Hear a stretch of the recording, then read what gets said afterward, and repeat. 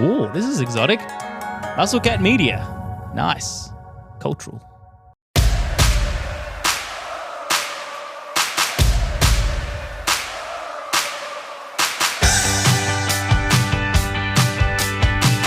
Well, it is a full house on the Baseball Expats on this Tuesday. May the 5th be with you? I don't know. The Cardinals are running some sort of promo tomorrow for Star Wars, the day after May the 4th, which doesn't really make a lot of sense. It's Spoon, Rolsey, and Eric, all three of us back together. And look, I've got to start with this off the top. If we mention you in this episode, I'm sorry, because Spoon and I have managed to cause quite a bit of destruction around baseball the last 4 or 5 days. Mizorowski's gone down, Rice has gone down, and may God rest his soul, John Sterling, I don't even remember why we mentioned John Sterling last week. Of course, one of the most legendary broadcasters of all time. News just coming through earlier today that he's died at the age of 84. I will say that Michael Kay gave him probably one of the best tips of the cap that I can remember on the day of a broadcaster passing. When Judge homered into center field and he went into full John Sterling mode, I thought that was pretty cool and quite fitting. But look, I will start this episode by saying, if we mention you, I'm very, very sorry. Because, Spoon, we haven't had a great run in the last week or so. Hello to you. Hello, mate. And yeah, the other one in there, I'm not going to say the most tragic because one man lost his life, but maybe the second most would be Ildemaro Vargas' hitting streak, which also fell apart the day after we gave him glowing reports. So, yeah, cursed content last Friday. We're going to mention a few teams and players today and see if we can keep that going. I think Nick Kurtz, we talked about his walk streak as well. He was one shy of Barry Bonds, and sure enough, the day after we mentioned that, Ben Rice, it stopped. Yeah, Ben Rice got injured. Mizorowski got injured, albeit after he was able to notch the strikeout total that Spoon told us he would on Friday in the U.S. Eric, hello to you. It's good to have you on the podcast again as a guest host, co-host. I don't even know what your role is on this pod anymore, but it's good to have you. I was gallivanting around with my dad, which was nice. That's all I have to say about that. Refuses to elaborate. I went to the showdown. That was fun. Yeah. Got to show him some footy. It's not been... Look, it's not, I guess you can say as bad as the run has been for Spoon and I on this pod of cursing people, the run of our football teams the last week or so has not been good either. So I think... What are you talking about? Am I the only fan of a winning football team in the last week? My prolific Richmond Tigers. Dominating win. Dolphins won. I'm claiming it. Dominating win from the Tigs. They're 1-7. Your Parramatta Eels? Well, Parramatta Eels are in a dark place. We tried to tell you. But at least our star player is not leaving. And that's where we'll leave that. Look, on the theme of cursing things, well, look, we might as well just keep rolling into this. I don't know if we have this power. I mean, we're saying it a bit tongue-in-cheek, but if we do have the power, maybe it's only Spoon and I that have it. But Eric caught wind of this little curse that Spoon and I, this run of curses that Spoon and I are on, and you're just going to try to extend that, but not to an individual, not to a person. You're going to try and mention them on this podcast to curse an entire team in Major League Baseball. Yeah, I mean the Tampa Bay Rays, man, they've done it again. If you go back to a much simpler time, April 22nd, they had lost. Sure. April 22nd. We still had our 5-8, the West Tigers, I think, back on April 24th. So you're right. Yeah, that was a good day. Yeah, before PNG swept in, all that stuff. Anyways, they lost 12-6 to the Reds, and they were in a tough run. They had lost 6-1 to the Reds. They had lost to the Pirates 6-3. They lost a series to the Pirates. They, I don't know, they'd lost 4 or 5 games, whatever it was kind of looking like. Since then, here are their score lines. 6-1 win, 6-2 win, 6-1 win, 4-2 win. They lost 3-2. 1-0 win, 3-1 win, 3-0 win, 5-1 win, 2-1 win, and 5-1 win. This team is playing some pretty good baseball. They're not allowing any runs. They're 22-12. They're beating the Blue Jays now. And Yeah, I need you guys to tell me, because I can't do it. I can't do it, but I just wanted to set up, maybe put into the universe. Can you guys tell me, please, how good Tampa Bay are and how they're going to run away with this division or something like that? Yeah, well, to be fair, I did actually maybe start this by saying the Yankees shouldn't be the price they are to win the AL East when we spoke on Friday, Rolsey and I said it might be wide open, so maybe this little run is also my fault. A lot of things seem to be. But let's look at, there's one guy I'd like to save on the Rays if we can, so let's just leave his name out. He's the returning starting pitcher that Rolsey had forgotten existed, so we won't talk about him. But what about Chandler Simpson, fastest man in baseball, causing some havoc on the base paths? He seems to be a problem for a lot of teams. His aggressive sort of base running hasn't cost the Rays at all yet. So if he can keep doing that without any issues, then the Rays will definitely keep their lead over Toronto. Keep it coming. What about their pitching? Has their pitching been good? There's one guy we can't talk about. What's the rest of the rotation? I'm blanking on trying to think who Tampa's pitchers are. They do this every year, right? Like they have a rotation of 3 to 4 guys you've not heard of or forgotten about, and they just somehow grind out these. I mean, a lot of the scores you just mentioned are pretty low scoring games. They've always been a really good bullpen factory. Like they just get these arms out of nowhere that can put out fires. Let's look at the rotation. No, dude, you want to know who is their starting rotation is bonkers. Nick Martinez is their best one by a mile. He shoved today. He was awesome today. But how about Steven Matz, who has been pitching really well? Shane McClanahan, obviously, everyone kind of knows about him. It's been cool to see him return. But you're right, their bullpen has been excellent. Leave him out of this. Yeah, I thought we decided not to mention his name. Pre Brandon Woodruff. We decided Brandon Woodruff is going to be. I have a lot of money tied up in McClanahan.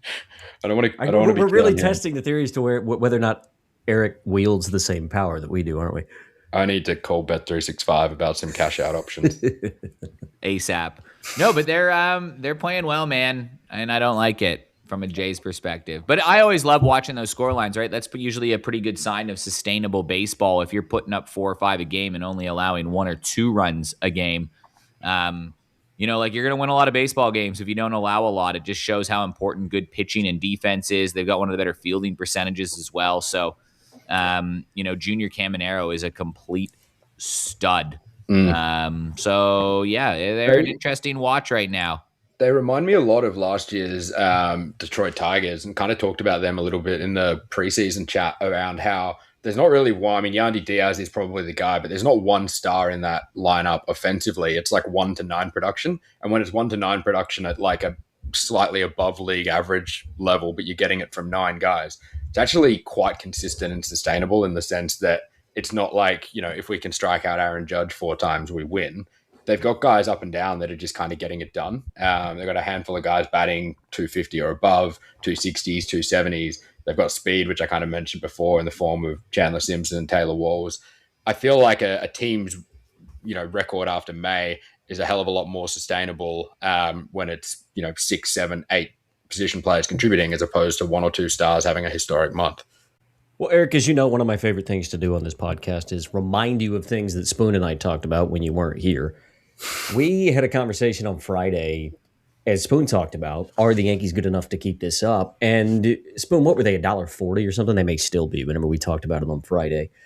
Yeah. And Spoon and I were basically saying that we were going to take the field at that price. You get a reverse price, leave the Red Sox out. The reverse price of $1.40 that you get for the Rays, Jays, and Orioles would be somewhere around $3, maybe just north of that, if you were able to, say, lay the Yankees at $1.40. And when we spoke about it, Spoon, I mean, it was you and I that really thought that the Jays and the Orioles were probably only the 2 teams that you really needed. I mean, you even said potentially leave the Rays out of that. So maybe if that is a boon to your excitement for Tampa Bay going downhill, Eric, that's a conversation that we had briefly on Friday. And look, if you're comparing them to last year's Detroit Tigers, we all know what happened to that team down the stretch. So, well, the Yankees went and swept the Orioles over the weekend in a 4-game set, which definitely didn't help that conversation age well. I'm sure it hasn't moved the prices that much, but I still stand by the fact that I think the Yankees are probably overperforming, and their strength of schedule definitely hasn't changed off the back of beating an Orioles team that's been really disappointing so far. I still think if you look at the Jays, they have an entire rotation on the injured list, right? Like Barrios, Bieber, Scherzer, Ponce, and Trey's just come back. I mean, that would be a top 5 rotation in baseball. Those guys are all down. A lot of them are coming back over the next few weeks. Yeah, I'm still Team Toronto. I still, when I measure the vibesometer, I think the vibes are still fine. So I believe. Is this not what we wanted to do? Have I just killed Toronto? This is going against the intended activity. Well, you should have left McClanahan out of it, man. I regret everything. This is backfired in a hurry. Look, I want to talk a little bit about the St. Louis Cardinals, and I hope that with Eric here, it means that the curse has come to a close. Because Spoon, I mean, you were mentioning this a little bit earlier today, that it feels like sometimes that devil magic that the Cardinals have can wear off after the first few weeks of a season. I mean, we know that they're young. The question was always going to be whether or not their pitching held up, both from a starting pitching standpoint and from a bullpen standpoint. The bullpen's still not very strong. The back end is good. JoJo Romero and Riley O'Brien have been great. Obviously, the starting lineup they're very young, but they're continuing to deliver. And I've just seen a few things just floating around about St. Louis. And obviously, Chaim Bloom, who is sort of the new director of baseball operations, came from Boston, has still kind of a very Bostonian way of doing things. And the question kind of came up. It's never too early to talk about the trade deadline, right? And when you're a St. Louis Cardinals team and a fan base that expects winning, and fans are starting to come back to the ballpark after a couple of years of really bad crowds in St. Louis, if this team gets to the deadline and is, I don't know, let's say 3-4 games up, maybe in a wild card race, say they're still chasing Chicago by maybe 3 or 4 games, and there's so many sellers at the deadline, as we think that there potentially could be so many big market teams that maybe potentially might try and offload some guys. I can't see the St. Louis Cardinals not only not being buyers at the deadline, but if there are some smaller market teams, there are some teams in a race, not in the Cardinals division or maybe in the American League, that need a few pieces that St. Louis don't see as long-term pieces. I think they could actually be sellers. And it's kind of a weird spot to be in because it's a team that did not expect to be doing anything this year. And a lot of the St. Louis media, I saw Bernie Miklasz, who used to write for the St. Louis Post-Dispatch, say earlier this week that we're almost enjoying like found money. It's like we picked up $50 off the street and we're still spending it, is almost what it feels like as a St. Louis Cardinal fan. So I'm just interested as how you guys, is obviously not inside the Cardinal bubble as much as I am, how you're reading this team and what you think potentially they actually could do if they continue to play the way that they are and get to a trade deadline where maybe they could use a piece or two. Here's how I read it. I think leave Bloom out of it. Look at the DeWitts. And I know that they are often maligned recently with the Cardinals, but the Cardinals have never been bad in back-to-back years. We've gone over that a bunch. But the way I read the Cardinals preseason was they have a lot of really good, exciting players, and they kind of wanted this year to see what they have with these kids. And I don't think I'm crazy to say that. And you're getting, I mean, the Church of Nathan I'm on board with. He's quickly becoming one of my favorite players. JJ's awesome. Jordan Walker, I think, was second in the league in WAR among position players potentially at one point. So, like, there's a lot of nice pieces there. I think I expected them to be okay. I didn't expect them to be this good as much as they are. But I think the key point in saying all of that is the Cardinals spent, what was it, like $40 million on sending money with Sonny Gray, on sending money with Contreras. Like, everyone is bashing. Arenado. Oh, and Arenado, right. So everybody's bashing this ownership and saying they're not going to spend money. That is actually crazy talk. And any Cards fan that says that, I can't take seriously, because they spent $40 million on players that aren't on this team because they were committed to seeing what they have with this young group of players. And you know what they have with this young group of players? They have a wildly exciting team. They've got players that are clutch as hell. They've got something special going on here. They've now got a winnable division. And I think the Cardinals ownership has shown that when they've got a chance to win, they do take a crack at trying to win it. So I think I completely read it in a different way that, you know what? Their first one was, let's see what we got. And their answer was, oh my God, we're ahead of schedule here. And anytime that you have a chance to win, you've got to take a crack. And I think you're going to see that with the Cardinals. I really, really do. I can't see them selling when you have this team, when they've already shown on record in 2026 that they are willing to spend money to not have players on a team because they wanted to have this version of the team in front of them. I think they had a plan all along, and it's just working out, and Cardinals fans were overreacting. So, Rolsey, the contract situation, there's two guys hitting free agency next year, Jojo Romero and Ramon Urias, and then there's a mutual option for Dustin May, which you assume won't get picked up. So you can treat those three guys as expiring. Everyone else is locked down for 2, 3, 4 years. Are they kind of the pieces you'd be thinking of in a sell scenario anyway? Because I don't think it needs to necessarily be one or the other, as opposed to more of a retool, which we've seen teams do in recent years.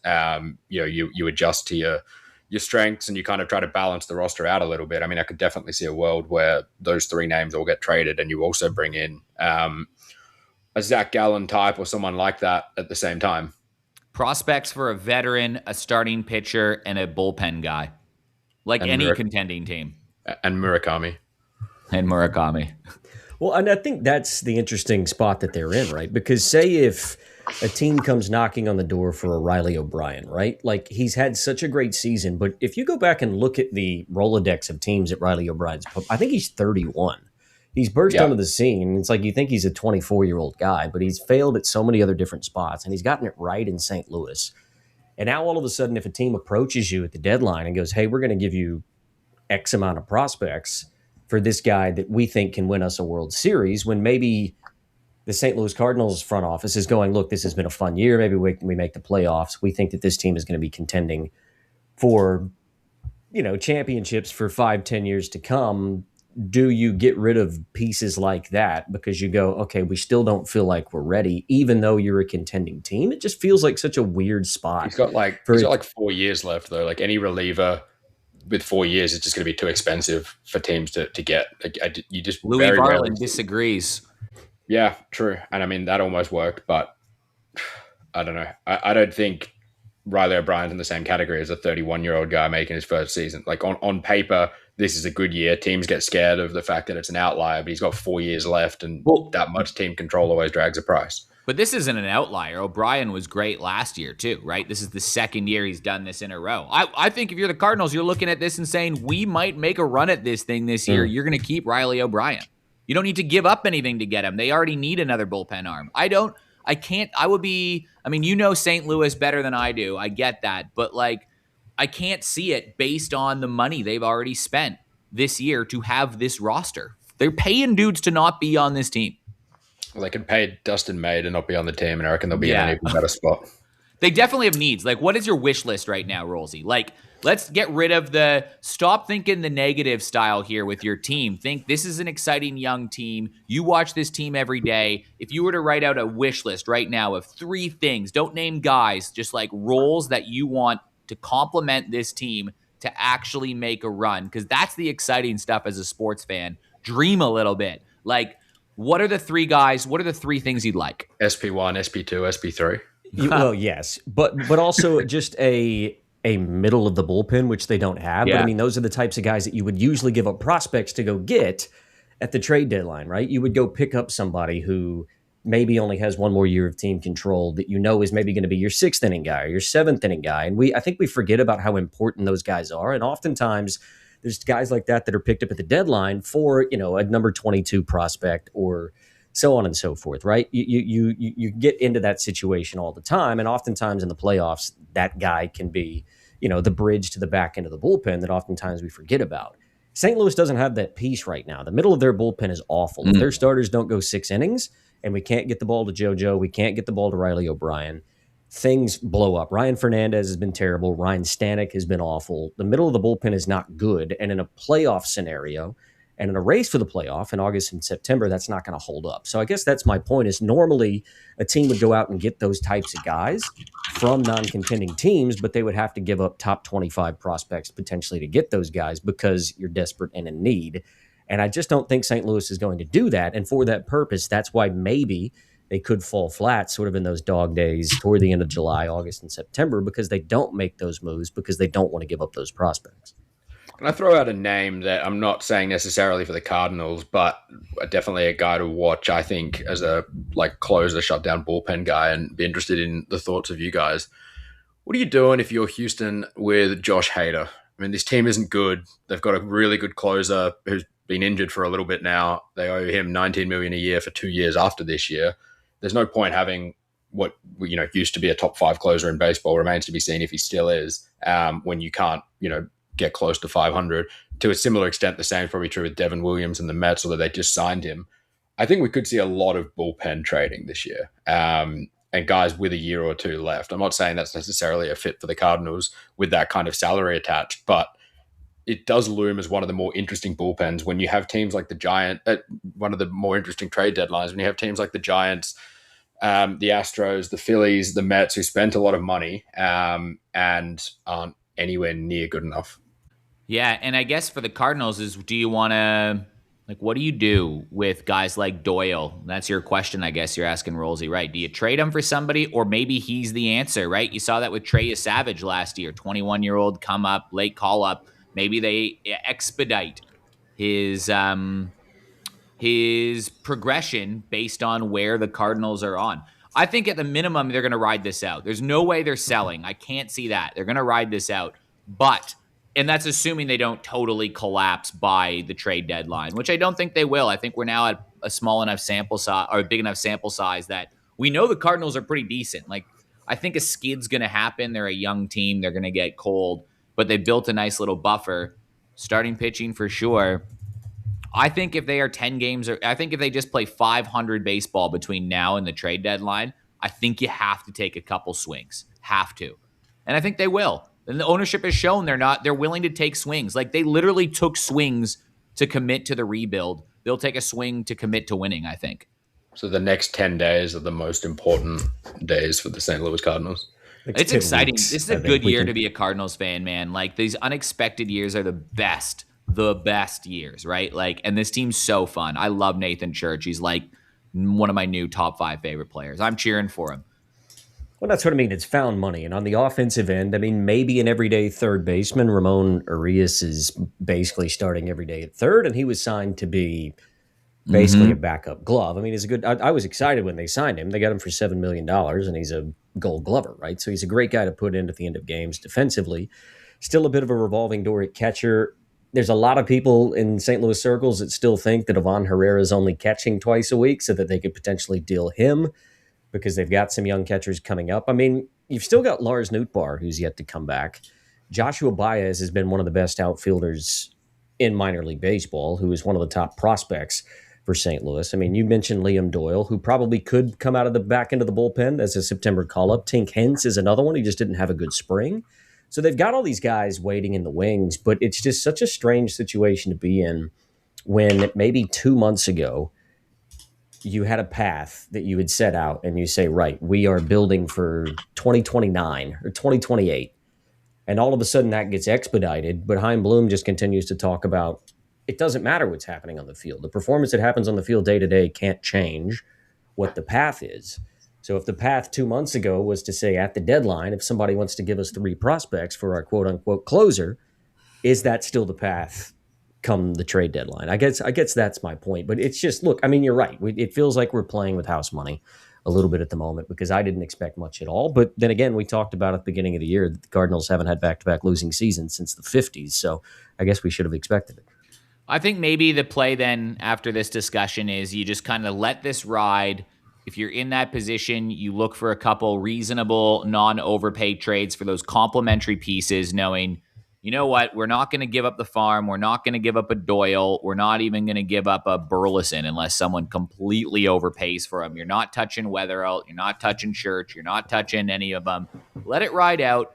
If you can find, a cheap starter because someone's just getting rid of him on Gallen, you might not be able to spend that much to get, right?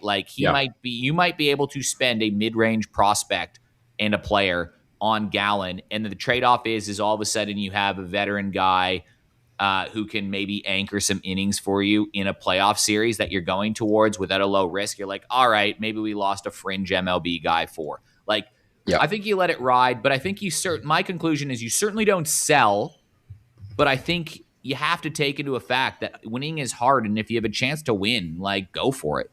Yeah. And that's when I think the road has to veer at some point, right? You have to get to that fork in the road come June, July, and at some point you have to go, right, we had a plan. It's worked out a lot faster than what we thought. So what would we have done at this time in 2027? Let's not pretend like it's 2026 anymore, because the rebuild happened a lot quicker. So what would we have done at the deadline in 2027? I guess is There's maybe probably one where more they're piece to that that's worth mentioning is the organizations will know more than we do as fans, but the potential of a lockout next year will really move the needle on what some teams do as far as good point. are we pushing harder now because there's no next year? Are some of these expiring contracts next year really expiring contracts this year? I think it's looming as one of the most interesting trade deadlines we've probably ever seen because of that. But what does that mean for a team that's like, yeah, okay, it's house money for you guys now, but if there's no next year, what does that do for a really young core that's getting going now and, starting to show signs? Because when we lost the COVID season, it seemed to create this like gulf of talent for a little bit, with a lot of guys unable to play minor league when they were, fringe prospects. Like you remember guys like Jared Kelenic and stuff like that who were kind of right at that level. The Cardinals kind of have 4 or 5 of those guys. Is this the year? If next year isn't, is kind of where I'm going with it. When do you make your decision though? Is it the trade deadline on that? Like, because remember last year the Cardinals were 8 games above 500 at the end of May last year. I was just looking at their season last year. Wow. They were 8 they games had that above run. 500. Remember they had that run in May where they won 9 consecutive games. It was a bit of plaster on the wall, to be honest.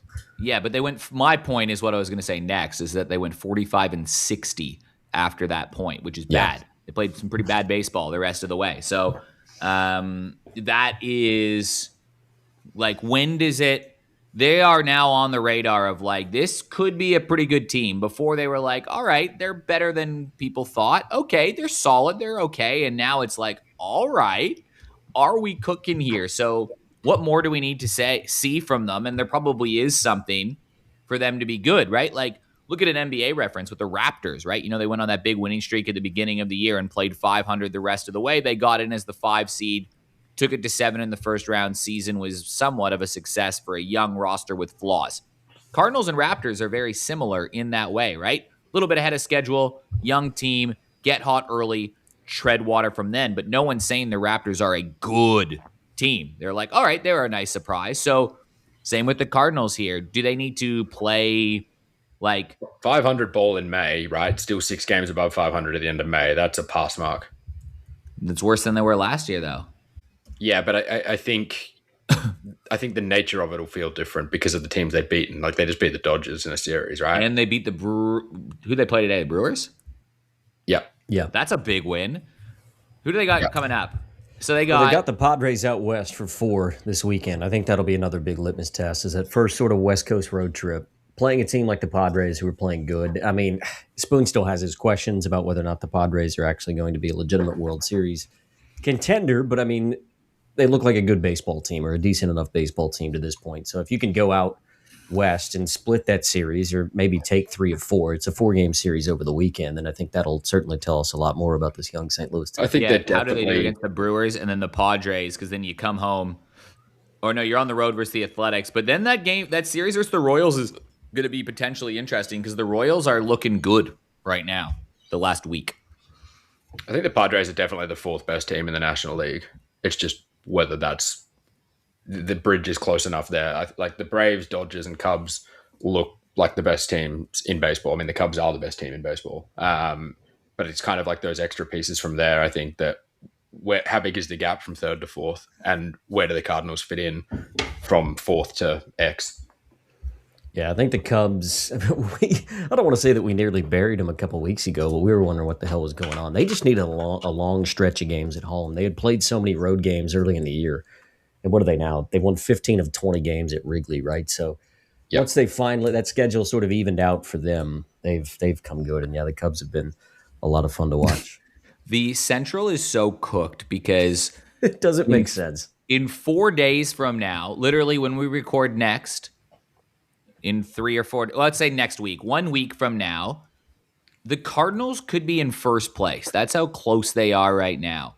Or, because they're playing the Brewers right now, the Cardinals could be in dead last in the Central in just a week. All 5 teams could be above 500. They are right now. Yeah. But I mean, in a week's time still, especially if there's some series splitting shenanigans going on there with the Cards and the Brewers. Yeah, I mean, it's wild to think that the worst team in the NL Central would be leading either the AL West or the AL Central as we're the first week in May. But yeah, no, thanks for obliging me. It's just it's a bit of chatter that I've just been saying locally around St. Louis. And no, I mean, you're right, Eric.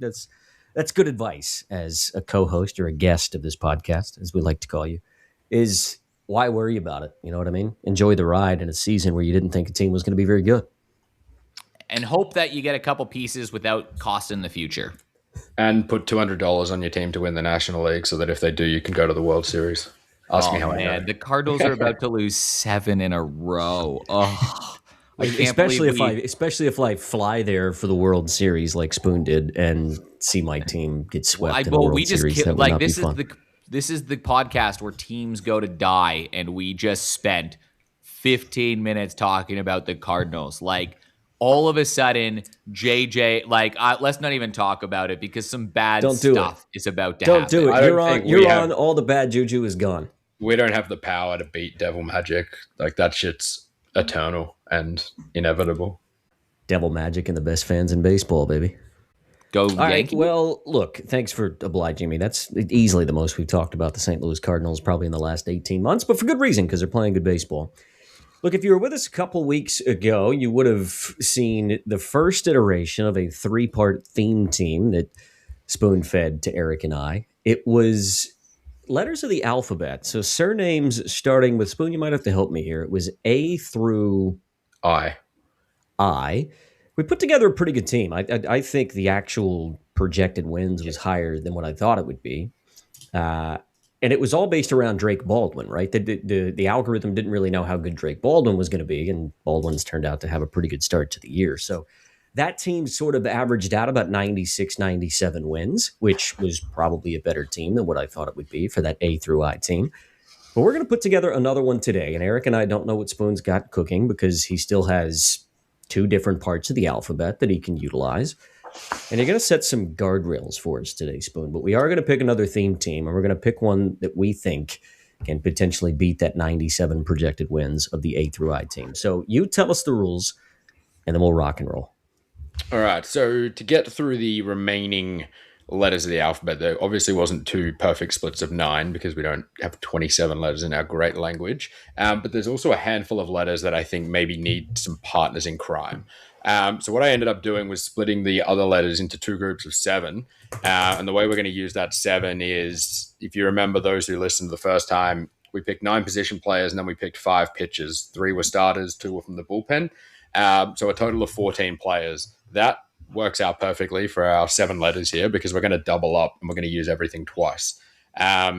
What we decided to do off air is do this in a snake draft kind of format, on the clock, 30 seconds or so unofficially per person per pick for a bit of practice for Destiny Draft, which we're bringing back next week to see how all of us can recall baseball players, especially performing ones, under pressure.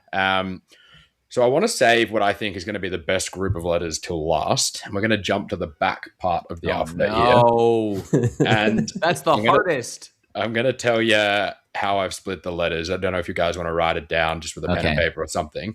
We've got Q, R, S, and T all on their own. And then I've put U and V together. And then I've put W, X, and Y together. And then I've put Z on its own. Whether that works or not, I don't know. Sometimes these theme teams just die in the womb or in the cradle, but we're going to find out once we get underway. Because I think that middle, since I cooked this concept up, I always thought the middle part of the alphabet was going to dominate. So I want to save that till last, and it will be a little bit easier too. So in the spirit of a real Destiny Draft sort of preseason spring training session, let's see how we go with this ugly assortment of letters. All right, so who's starting and where do we start? Well, sorry, Spoon, just give that to us one more time. What are the clusters of letters? So it's technically 7 different goes, but what have you clustered together? So Q, R, S, and T are all on their own. We've got U and V together. And then we've got W, X, and Y together. And then we've got Z on its own. So a player with the last name Q, then a player with the last name R, player with S, player with T, a player with U or V.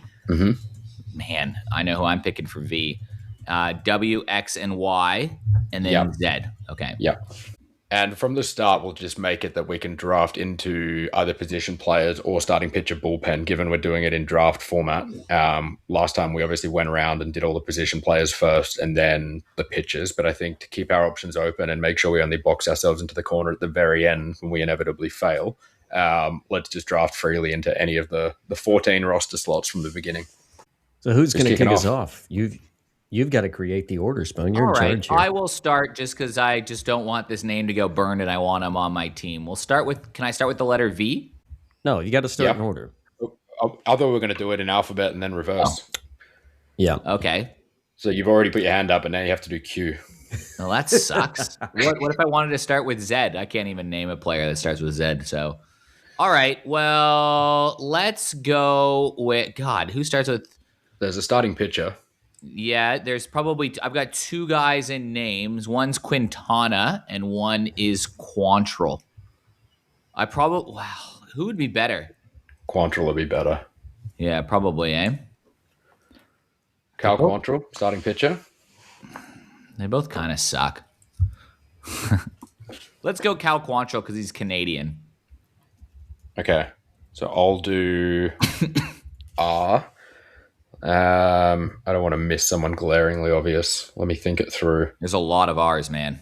Yeah, I was going to start with Jojo Romero, and then I was like, no, this Cardinals talk's just like infected me. There's got to be a better way. It's playing with your think brain. out loud. I want a power hitter. I want Jose Ramirez at third base. Third base, so we're going third base. J-Ram. How many starting pitchers are we doing? 3 starters, 2 bullpens. We've already used one starter. We've got to take Paul Skeens, I think, at S, don't we? Maybe. I was hoping we'd leave pitching spots open for the ugly letters at the end because I feel like they're going to potentially be harder to fill. But we've got to go Q again. So it actually seems like we're probably going to have both Quantrill and Quintana as part of our pitchers because I don't know who else we have that can be Qs. So, I mean, you probably want an SP1, don't you? Because neither of those two guys are an SP1. I'm happy with Skeens, and then we'll bounce back to you, Rolsey. We'll snake the order and we'll snake the alphabet. I think we've got to go Skeens, which means that we're basically now locked into having Jose Quintana as our third starting pitcher. I mean, I guess maybe we could potentially put him as a reliever. He has been at times in his career. So this is where things start to get interesting, right? Because we now have 2 SPs already locked in, and we know with Q, unless whoever the poor bastard that gets to Q, you've probably already done the math, who that's going to be on. It's going to be in some strife. I'm having Skeens in. Yep. And then you can do T as well. Just for the sake of this being an integrity pod, I will not put Kyle Tucker on this team. I think that I would probably get kicked off of this podcast. Infield spots. Do we want an outfielder? This is tough because we could take are we going on current form or are we going on what they've done in their careers, even though they are a current player? The best player of all time who's good now and good. Yeah. All time. I think we've got to take Mike Trout here. Going to the outfield. D, Trout. Okay. All right. I've got U and V. We got a good bullpen option for you sitting there, Spoon. Or do we have to take a Urias or someone like that? Or a Varland? Yeah, Louis Varland. Miguel Vargas. Ooh. It's not a sexy name, is it? But it's not his fault. Miguel Vargas is having a really good season. Wow, he's got 1.2 WAR, and he plays anywhere you want in the infield. That could be helpful to move our guy around. Yeah, let's take Miguel Vargas now, and we can figure out where he plays later and leave those pitching spots open in case we get stuck. I like this. All right, so I'm on W. X and Y. Well, Bobby Witt Jr. Nice. Now, who the hell even ends with the last name Z? Is there an Aniel Zerpa going around for the Kansas City Royals potentially? I can only think of Ben Zobrist, Barry Zito. There is an Aniel Zerpa. Oh, he's got minus 0.8 WAR this year. He's a Brewer now. Goodness. Is there even a Zed player in the MLB right now? Zerpa. He's got That's a it? 1.7 whip. Yuck. What about Ryan Zeferjahn? Is that a real person? Yeah, he plays on the Angels. Is Sebi Zavala still going around? Didn't he play for like the Dodgers the first year that they won a World Series? I don't think he plays anymore. Well, we don't have many options, to be honest, We might have to because take both these guys as we're like shitting on them. yeah, and those are our relievers. I think, who was the other one you said? Zeferjahn? Zeferjahn. What is he? Yeah, he's a relief pitcher. I guess that's our bullpen, the Zeds. Frick. Yeah, this is not great. Zeferjahn and Zerpa. Okay. Well, So you're taking Zeferjahn and I'm taking Zerpa. yeah, and then back to Rolsey for WXY. Well, we have Have our it. rotation potentially. Yeah, we've penciled in a Q, unless we can think on the fly of another Q that Boy, plays oh in boy, the position. Paul Skeens is going to be holding up the house, isn't he, from a pitching staff standpoint? Oh He my needs to go Dear, 9 dear me. every night. This team is interesting. So we're done. We have to be done with pitching, right? Unless you can We come are. up with another starter, or Unless we don't is have there to go anybody that you can think of that's not a pitcher who starts with Q that we could lock in now before we get there, because then we can still take another starter. There's that shitty catcher on the White Sox. Quick Q arrow. Yeah. It's not great, is it? But is having that as the catcher better than I'm just thinking if we in can return get getting a if better we, starting yeah. pitcher? I'm thinking Jose if we Quintana can get a guy hasn't been like that bad this year, guys. He's got 0.5 But, WAR for but the I'm Rockies. thinking would you rather have a slightly above average catcher and a Yoshinobu Yamamoto as your SP2 is my question. Yes. What is that worth to us? Massive. Yeah, but how many strikeouts does he get when Q arrow can't hold the ball? Like, there's going to That's be a a good lot of point. dropped third strikes. He's going to How be many- the how first many starting pitcher to get throwdowns? 6 strikeouts in an inning. His fielding looks okay. He's made 4 errors this year in 23 games as a catcher. At least 1 or 2 of those has to be batters interference or catches interference, right? Yeah. That's hard to do. Oh, 27 OPS plus. I think I'd rather have Quintana. He's hitting 162 this year. But last year he had 268. He's 22 years old. Last year he had 268. He's got a We're in 94 win now OPS mode. plus. He's struggling right now. It's just 1 month in the season. I think if you pair him on a team that's not the White Sox, like our super team with guys like Yamamoto and Skeens pitching to him, maybe he's a little bit better. I think I would be in the favor of adding a better starting pitcher for a worse catcher. I guess Yeah. look, I guess ultimately I've got to make the call here because You I make think the call. but there's other there's like guys like Brian Wu and Zach Wheeler and Logan Webb. You're probably not taking them in this spot. You're probably still taking Quintana. But if you've got the chance to take Yamamoto, Yeah. I think you probably, because then you're probably offensive player. You're probably looking at like a James Wood, Spoon's fan, the Spoon's guy, James Wood. And, do we want all those strikeouts? Is the algorithm going to respect James Wood?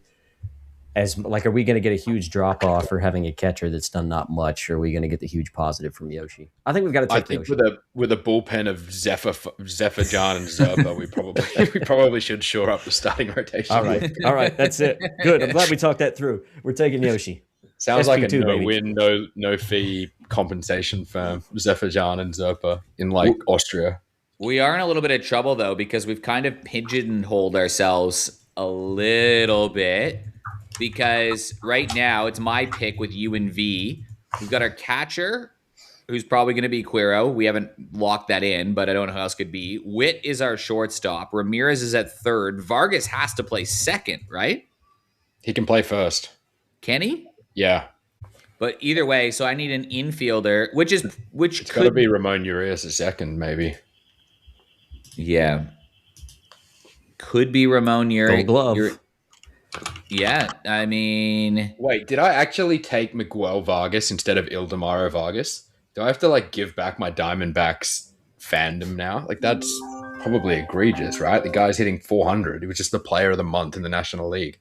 Let me revisit that. All I did was write Vargas. It's not legally binding. I meant Ildemaro. Yeah, we can take that back. This used to be an integrity pod. Never was. Well, let's go. Yeah. This is interesting. What about, we already just took our catcher. I was going to say Christian Vasquez. I don't mind Urias. I mean, he can play all over. I mean, what, you going to take Anthony Volpe? Yeah, potentially. AAA team just took him. He got demoted yesterday.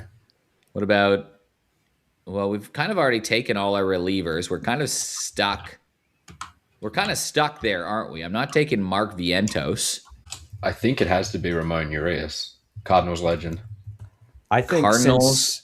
Since we're using wins above replacement as the metric to create projected wins and losses, I think Urias's defense has to be respected in terms of WAR. I would have imagined his defensive WAR would be high. What about Urquidy?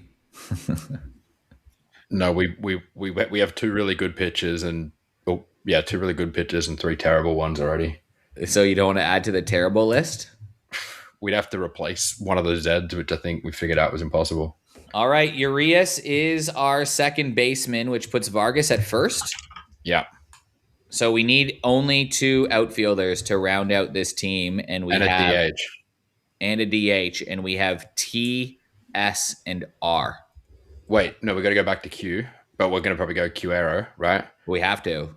Yeah, so two outfielders, and a DH with T, S, and R. And whose pick is it? You're on T because you got. Oh my god, this is so hard.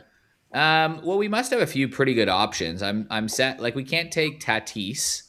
We can, and put him at DH. He plays right field. Well, but are there going to be a couple other outfielders at S? Well, I mean, the good thing if you take an outfielder is we can figure it out, right? He could be either. Whereas, like, if we took Trey Turner, he has to be DH. Yeah, true. I think then Tatis is probably the most logical option out there, unless I'm missing anybody, glaringly. Like, I'm not taking Spencer Torkelson. Let's go Tatis. Okay, well, I'm hoping we can put Tatis in right field because the guy I want to take is an infielder, and we might just have to make him the DH. I think this team would be really good with Corey Seager on it. Yeah, probably. That forces Rolsey to find an outfielder that starts with R. That's easy. You got Julio. Yeah, you could take Julio. You could take... Julio is probably the only guy. I mean, we did leave... I guess we left Schwarber on the board, who could have been a DH. Why don't we make it Juan Soto instead of Corey Seager, and then he's an outfielder or a DH? But the problem is our team isn't 40% Latino, so Soto just wouldn't play. Yeah, and he wouldn't travel when he's injured, which is not good for the vibes. Yeah, the vibes on this team. I mean, we have Zeferjahn and Zerpa coming out of the bullpen. I don't think the vibes on this team are ever going to be great. Yeah, Cal Quantrill's probably not going 9 every night, just quietly. So we took did we take Soto at S? Yeah, Tatis, then Soto. Yeah, so, it's probably Rice or Rodriguez, right? Well, I mean, you could take Cal Raleigh as well if we don't have a DH yet. Oh my goodness. We just need another Q then. No, we can take Raleigh at DH. But Raleigh can DH. Yeah, so when Cuero has like one of those phantom IL trips... Yeah, we don't want to embarrass the kid and send him down again. But I think we've got to take Cal Raleigh, don't we? Yeah, switch hitting member of the all-time switch hitting team with J Ram. I mean, good vibes. I don't know what order you hit Raleigh, Soto, Tatis, and Trout in when Jose Ramirez. Jose Ramirez probably leads off on this team. This lineup bangs. Bobby Witt leads off. You know who is the Zeferjahn and Zerpa are jumping up for joy right now. Which one of those guys is closing for us? You know the meme with like the 3 military dudes going around the corner with the assault rifles, and there's like the clown in the clown makeup. That's Zeferjahn and Zerpa. Eric makes a good point, actually. Yamamoto did come in and close in the World Series, so maybe on the days that he's not. Yeah, maybe on days that he's not starting, Yoshi's got to come in and relieve Paul Skeens. Zeferjahn and Zerpa are just going to be coach's decision. Did not play. Look, I actually think that we talked ourselves into a pretty good team here, Spoon. So just go around the diamond. I mean, it's going to be impossible to go top to bottom 1 through 9 in an order, but go around the diamond and tell us where we ended up. But look, I mean, from 1 to 6, this order slaps, dude. Yeah, so we've got all-star catcher Edward Cuero behind the dish, calling balls and strikes for how legendary He could be our DH. Just yeah, quietly. we can bat him 9. We've got at first base, we're going to play Ildemaro Vargas, NL Player of the Month for the month of April. Second base is going to be Ramon Urias. At shortstop, we've got Bobby Witt Jr., and then we've got J-Ram at third. Outfield of, let's put Trout in left because he's getting a little older. Hang on. Who's our third outfielder? We got Soto, Tatis, and Trout. Yeah, okay. So maybe Trout stays in center then because the other two are kind of failed minus defensive players. And I'd rather have Trout in center. He still plays there over Nando. So let's go left field, Soto, center field, Trout, right field, Nando. And then DH is Riley or Cuero, depending on performance. And I think we know how that's going to go. SP1, probably debatable who our true ace is. Let's call Yamamoto our SP1, Paul Skeens our SP2, and Jose Quintana is our SP3 in a little bit of a drop-off in quality after those first two names. And then out of the bullpen, we've got Zeferjahn and Zerpa. Which one's the setup guy, which one's the closer remains to be seen and arguably doesn't matter at all. But yeah, that's our theme team. I've got our starting lineup. I've wrote it out on the manager card. Are you ready for our batting order? Yeah. Okay, leading off is Bobby Witt Jr. Juan Soto is batting 2. Mm-hmm. Ramirez, I'm putting at 3, so Raleigh can go 4. Then we're following up with Tatis and Trout. And then I was debating where we put Kiro, and he's just 9. There was no debate. I think Vargas and Urias. If you look at the way that teams manage now, they actually put the worst hitter at 8 if there's a good on-base guy at 9. So you could put Ildemaro Vargas at 9. Hey? Vargas at 9. Yeah, Vargas at 9 so he can get on for the murderer's row, top half of our lineup because he gets a hit every single game. It's a good point. Which is more RBI chances for the top guys. So Cuero at 8. I mean... It's not bad, is it? It's not. I'm just wondering if we can have Yoshi hit for Cuero. Like a reverse designated hitter. Being like, you get one guy, position player, who's totally inept that you want in the field but not hitting. But the catch is you have to have a pitcher hit for him. We just need Cuero to go up there and lay down bunts, right? Like, the guys in front of him should be getting on. As long as he's not up there with 2 outs, if he can just sacrifice a couple of guys into scoring position, take that every day. Bit of small ball. All right, I like it. We're going to step aside. Spoon's got some tips for us on the other end. You want to stay tuned for that because the man was perfect despite getting Mizorowski run from the game with what could be a serious injury after we spoke about him on the podcast last week. Spoon's got a couple more tips on the other side. We'll let the algorithm run and see just how well we did with this team. Back after this.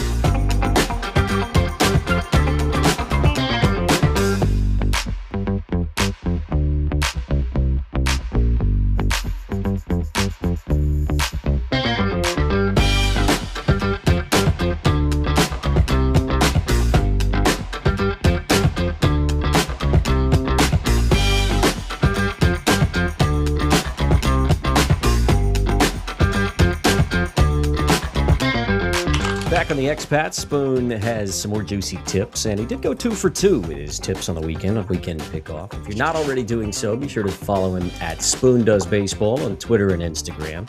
Yes, he gives tips. Yes, he gets a bit long-winded on the podcast, but he also gives tips on social media. And as we learned a few weeks ago, sometimes he can have a 7 for 7 days. So turn on notifications when you do follow at Spoon Does Baseball. Boys, I've been able to come up with a projected 162 game record for the team that we just put together. Before I give you the results, better team or worse team than the A through I team, do you think? Worse, but closer than expected. Within 5 wins. The projected record of this team is 105 and 57. With 57 blown saves. The guys that we picked in the bullpen obviously have a negative WAR. The way that I've had this algorithm basically create the rest of the team is essentially league average for the 2 additional rotation spots and league average for the WAR. So our bullpen has a WAR of 2, basically. The 2 additional rotation spots have a WAR of about 2.5 each.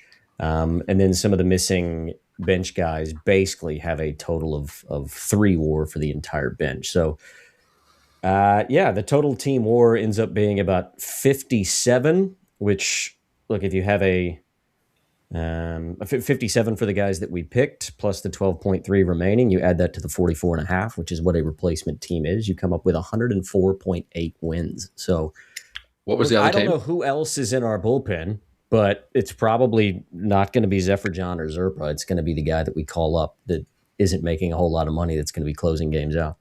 What was the record of the A to I? They were a 97-win team. So the algorithm thinks that this team is actually, 8 wins better than the team that we created in A through I. And we still think that the best team is yet to come.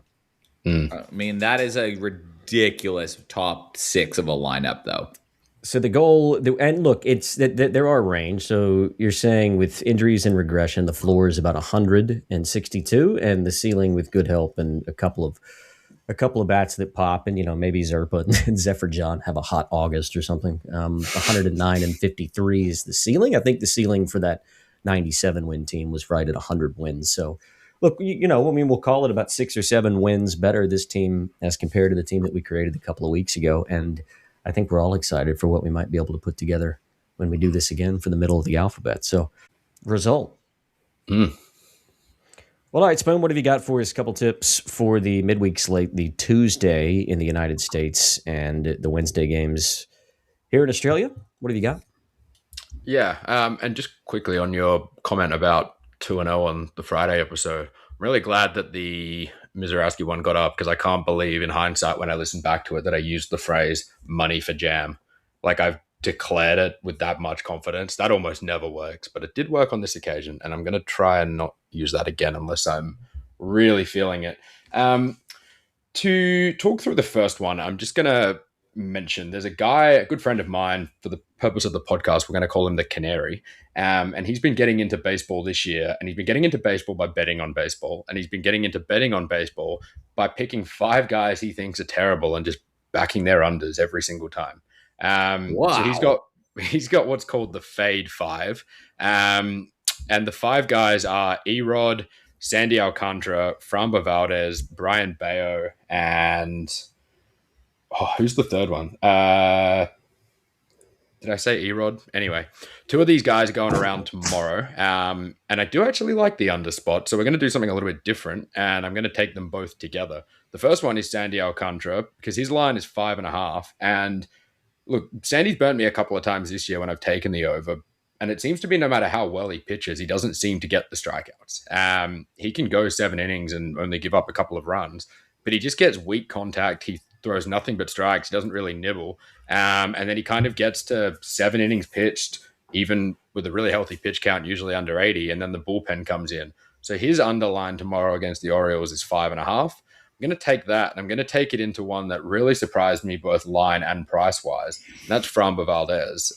Looking at Bet365, his under 5.5 is in plus money, which is surprising. He's not been striking guys out with any kind of consistency this year. If you look at his recent starts, I think he's only gone over that 5.5 number once, including a couple of rough outings. I had his recent starts up here. Yeah, he had 8 in his last start, but their starts are 4-1. He had a start against the Twins where he struck out 2 and gave up 8 runs. I think this Red Sox team's kind of coming together a little bit. They looked good today against the Tigers. There were some weird kind of comments from Contreras, who came out and said, maybe we're just not good because this team's too young. But then the young guys today really showed out. Roman Anthony, Maya, and Duran all contributed. So I think if they can make contact, foul off some pitches, they've got a few guys back and healthy, like Yoshida and Story, that Framber might get to the 6 strikeout mark. So taking both guys, Sandy Alcantara and Framber Valdez, under 5.5 at $3.40, which is a nice little price if you want to follow along with the Fade 5 and the Canary. The Canary and the Fade 5 sounds like an 80s rock band that never really sold any tickets, but we'll see if we can cash some tickets tomorrow. The other one I thought was really surprising pricing. A guy who's, look, he's having mixed results this year as far as ERA, but his strikeout numbers have been really good. And I think it's fair to maybe give him a little bit of a disclaimer on the ERA and the whip numbers because he's pitching in Sacramento. And I'm talking about Luis Severino, who, look, he's got an ERA of 4.46, a whip of 1.4, but he's playing in a minor league ballpark. He struck out 40 in 38 innings. His recent 5 starts, strikeout numbers, he had 8 against the Royals, which was really impressive. 5 against the Rangers, 3 against the White Sox, 7 again against the Rangers, and 7 against the Yankees. Tomorrow against the Phillies, he's paying $2.55 on Sportsbet for 6 strikeouts, which is really surprising to me. And I actually think he's going to benefit more pitching on the road than he is going to pitching at home because there's just so many balls being hit in play and doing weird things in that Sacramento ballpark. So, yeah, another play at plus money. I couldn't believe it was $2.55. I'll take Severino for 6 or more against the Phillies. I'm typing them in right now into my app. Let's go. So we're backing against the fade 5. Are you backing them when you're fading, or are you backing against them? I mean, you're hoping for an outcome, but look, we're backing against the fade 5, and both you're 2 of the fade 5, anyways. In the Orioles, Luis Severino is the 18-16 Athletics traveled to Philadelphia to the season, and are you going to take a ladder on that Severino pick, or are you just going to be happy to watch 7 come up? I mean, he has hit 8 2 or 3 times, so I'm pretty tempted. I'll just real quickly pull up what that looks like because I think, sometimes when I'm taking a guy at 6, I know 8 is well out of range depending on what kind of pitcher they are. You're getting $7 about 8 or more. I think he's done it 3 times this year, so I'll probably be sprinkling a little bit on that too. Yeah, he's had 3 starts of 7 and 1 start of 8, but in a 7-game run so far, you're giving me 7-1 about that. I think that's plus value for sure. I love it when you sprinkle a little bit on top. That's what the people come to the pod for. Spoons, desserts. It's my side hustle. Yeah, just spoon a little bit on top for the folks. Spoon's That was an hour of content. We hope that you got something out of it. It's good fun for us. A lot of Cardinal talk, and maybe, and I think to this point, probably the best theme team that we've put together, a 105-win team. We'll see if we can beat it next week when Spoon probably creates some other weird, crazy algorithm that we have to stick to in snake draft and whatever else. Don't forget, you can follow @SpoonDoesBaseball. He does put tips up throughout the week. We'll be back on Friday. In the meantime, hit baseballexpats.com. But until then, enjoy the week. Enjoy your baseball. Bye, everybody.